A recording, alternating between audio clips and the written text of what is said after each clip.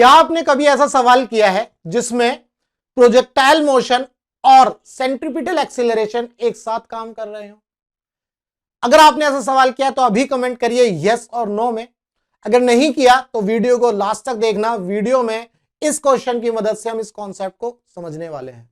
तो क्वेश्चन क्या कह रहा है, क्वेश्चन को ध्यान से समझेंगे। A stone is projected with speed u and angle of projection is theta. एक स्टोन है जिसको प्रोजेक्ट किया गया है with speed u and angle of projection कितना है, theta. Find radius of curvature at t is equal to 0। हमें t is equal to 0 पर क्या निकालना है, रेडियस ऑफ कर्वेचर। तो यहां पर आपको ये समझ में आना चाहिए कि भैया हम रेडियस ऑफ कर्वेचर कैसे निकालेंगे।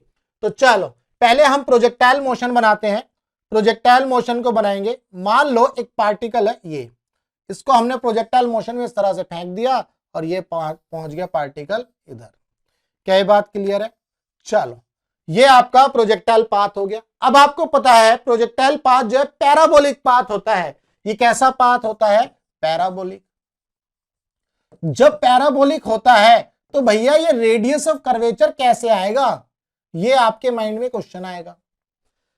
पाथ तो पैराबोलिक है और हमें निकालना है रेडियस ऑफ कर्वेचर। ये जो रेडियस ऑफ कर्वेचर है ये तो सर्कल के लिए होता है। क्या ये बात क्लियर है? अब आपके माइंड में जब ये सवाल आएगा कि रेडियस ऑफ कर्वेचर तो सर्कल के लिए होता है, तो आपको क्या करना है, मान लो ये आपकी वेलोसिटी है u। क्या ये बात क्लियर है? ये एंगल है आपका थीटा। तो आपको ये निकालना है जब t इज इक्वल टू 0 होगा। दैट मीन्स इसी पॉइंट पर, ये आपका t इज इक्वल टू 0 है, इसी पॉइंट पर आपको क्या निकालना है, रेडियस ऑफ कर्वेचर। अब आपको जान करके ये खुशी होगी कि जैसे जो भी पैराबोला होता है, मैथ्स में पढ़ोगे आप, किसी भी इंस्टेंट पर अगर आप देखोगे तो ये एक सर्कल बना रहा होगा।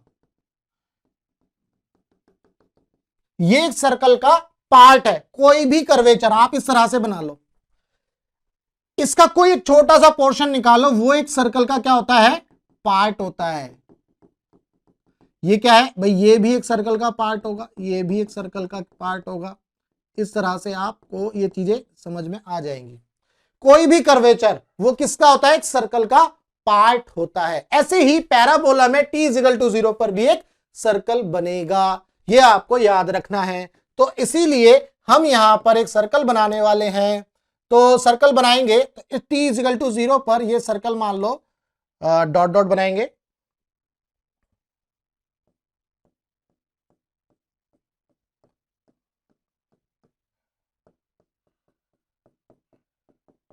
ये ठीक है भाई, हमने t इक्वल टू 0 पर एक सर्कल बना दिया। बहुत बढ़िया सर्कल बन गया है, उम्मीद से ज्यादा अच्छा। अब हम क्या करने वाले हैं, अब हम इसके फोर्सेस निकालेंगे ना, नॉट फोर्सेस, इसके कंपोनेंट्स निकालेंगे। तो जब ये सर्कल बन गया तो अब आप ध्यान से समझना भाई, ये जब पत्थर फेंका तो इसका जो एक्सीलरेशन है g, वो डाउनवर्ड डायरेक्शन में एक्ट कर रहा है। तो इसके जो सेंटर पर सर्कल के सेंटर पर ये सेंटर है। अब आप ध्यान से समझो, ये जो u है इस सर्कल का क्या बन रहा है, टेंजेंट। ये जो u वेलोसिटी है इस सर्कल का टेंजेंट बन रहा है। तो इसका मतलब ये वाली लाइन इसके परपेंडिकुलर है, ये वाली लाइन जो है इसके परपेंडिकुलर है। इसका मतलब ये वाला जो एंगल हो गया ये 90 माइनस थीटा हो गया। जब ये 90 माइनस थीटा हुआ तो ये वाला एंगल कितना हो गया, थीटा। क्या ये बात क्लियर है? अगर आपको ये बात क्लियर है तो अब आप ध्यान से समझो, जब ये g है तो इसका g का एक कंपोनेंट बनेगा किस डायरेक्शन में, इसको भी बना लेते हैं, ये वाला कंपोनेंट बनेगा इस डायरेक्शन में, और ये क्या होगा, g cos थीटा। क्या ये बात क्लियर है? तो ये जो g cos थीटा क्या है, ये एक्सीलरेशन है, और ये एक्सीलरेशन इस सर्कल के कहां एक्ट कर रहा है, सेंटर की तरफ। ये सर्कल के सेंटर की तरफ एक्ट कर रहा है g cos थीटा। तो ये g cos थीटा जब सर्कल के सेंटर की तरफ एक्ट कर रहा है तो ये कौन सा एक्सीलरेशन हो गया, दैट मींस ये सेंट्रीपिटल एक्सीलरेशन हो गया। Very good. तो ये सेंट्रीपिटल एक्सीलरेशन हो गया। सेंट्रीपिटल एक्सीलरेशन हमारा क्या था, v² बाई r के। यहां से आपको ये r निकालना है। क्या ये बात क्लियर है? चलो, तो सेंट्रीपिटल एक्सीलरेशन हमारा हो गया g cos थीटा के।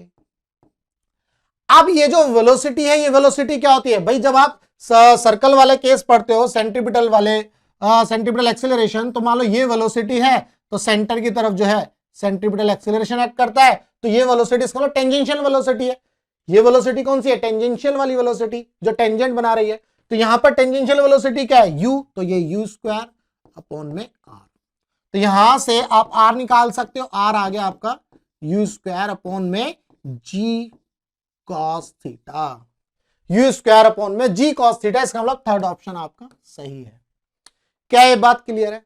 तो आपको ये सवाल जो है इस तरह के बहुत सवाल हैं। कभी कभी आपको बोलेगा कि जब ये पैराबोलिक पाथ अपनी मैक्सिमम हाइट पर होगा, जब ये पैराबोलिक पाथ अपनी मैक्सिमम हाइट पर होगा, मान लो ये वाला पॉइंट है, तो जब ये अपनी मैक्सिमम हाइट पर होगा वहां पर रेडियस ऑफ कर्वेचर निकालो।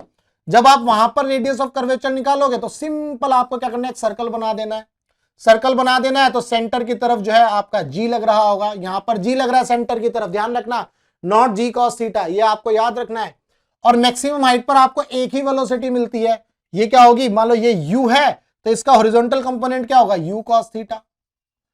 तो यहां से आप जब इसका रेडियस ऑफ कर्वेचर निकालोगे तो ये सिंपल हो जाएगा, r इज इक्वल टू, जैसे यहां था ना u square by g cos theta, तो जब r निकालोगे तो v स्क्वायर, तो v स्क्वायर यानी कि u square cos square theta upon में g। क्या ये बात क्लियर है? ठीक है, तो यहां से इसका रेडियस ऑफ कर्वेचर ये होगा। तो आपको इस टाइप के सवाल आते हैं एग्जाम में।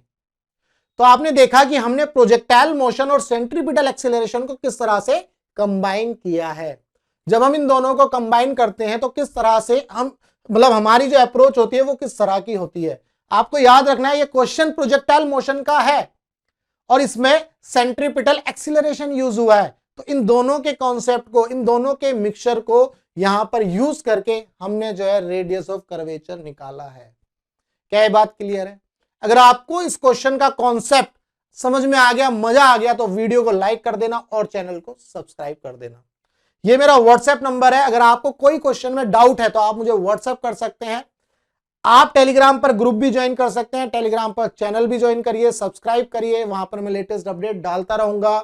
इसके बाद अगर आपको इसका पीडीएफ चाहिए तो आप वेबसाइट विजिट कर सकते हैं, वेबसाइट पर एक रिसोर्स का टैब होगा, वहां से आप इसका पीडीएफ डाउनलोड कर सकते हैं। तो चलिए मिलेंगे हम अपने नेक्स्ट क्वेश्चन में।